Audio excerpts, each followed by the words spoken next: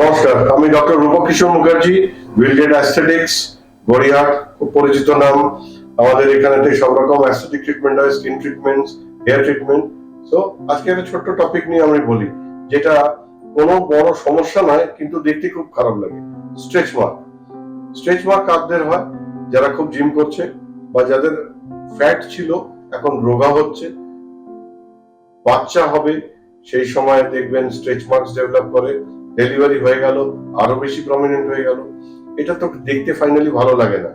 হ্যাঁ, আমি যদি ভালো চেহারা হয়, জিম করছি আমি, কিন্তু আমি হাত কাটা গেঞ্জি পরছি, আমার বাইসেপ ট্রাইসেপ দেখাচ্ছি, কিন্তু এইসব জায়গাতে কাটা কাটা কাটা কাটা মনে মনে হচ্ছে সাদা সাদা ফ্যাট বডি গুলো জমে আছে। ভীষণ বাজে লাগে দেখতে। সো এটার জন্য আমরা CO2 লেজার করতে পারি আর রেটিনল ইউজ করতে পারি। ধরুন 6 মাসেতে আপনাদের যে স্ট্রেচ মার্কের সমস্যা সেটা অলমোস্ট গন। খুব ভালো লাগবে দেখতে। চলে আসুন উইলগেট অ্যাস্থেটিক্সে এবং we can treat you perfectly.